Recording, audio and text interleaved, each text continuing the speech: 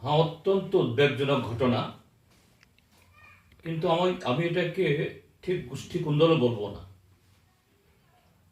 কেননা যে আমাদের কৃষকরা যে সবজি বা ফল বা ফুল যেটাই লাগান, সেই সবজি বা ফল বা ফুল তার ফসল হয়, তার ফল ইত্যাদি ফলে।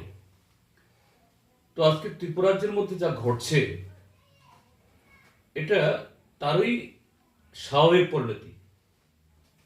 এটা অবশ্যই সাধারণ মানুষের কাছে, শান্তিপ্রিয় মানুষের কাছে এটা অত্যন্ত উদ্বেগজনক, ভয়ঙ্কর। কিন্তু এই ঘটনাটা স্বাভাবিক। কেন আমি স্বাভাবিক বলছি?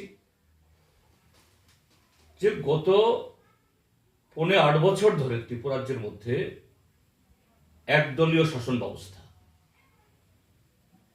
এরকম একদলীয় শাসন ব্যবস্থা যখন কায়েম হয়, তখন আইন শৃঙ্খলা, নীতি নৈতিকতা, ঐতিহ্য, এটা সব যে অনুপস্থিত হয়ে যায়, পেছনে হটে যায়।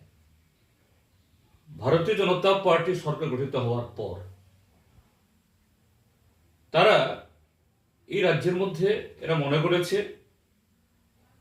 সমস্ত নীতি নৈতিকতা এটাকে অস্বীকার করে তারা এই রাজ্যটাকে লুট করবেন।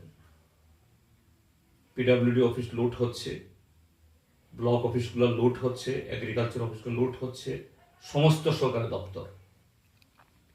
কিন্তু সেই জায়গায় যারা ত্রিপুরাজ্যের মধ্যে এই বিজেপি সরকারকে এনেছে, যাদেরকে ব্যবহার করে একসাথে ভোট ভোট ডাকাতি, ভোট লুট, মানুষের গণতান্ত্রিক অধিকার হরণ, ভোট দিতে না দেওয়া, কিন্তু সরকার দখল করার পর মিউনিসিপ্যালিটি, জেলা পরিষদ, পঞ্চায়েত সমিতি বা গ্রাম পঞ্চায়েত, এখন মুষ্টিমেয় কিছু লোক যাদের সাথে মিলে এই সরকারটা তৈরি করেছে অন্যায়ভাবে, অগণতান্ত্রিক পথে, এরা তো সবাই ভাগ পাচ্ছে না। অল্প হাতে গোনা কিছু লোক তো সরকারের দিন ফুরাচ্ছে। ইতিমধ্যেই 3.5 বছর চলে গেছে, আর মাত্র 2 বছর। কাজে অবশিষ্ট যাদের সংখ্যা ভারী, এরা দেখছে এদের কপালে কিছু জুটছে না।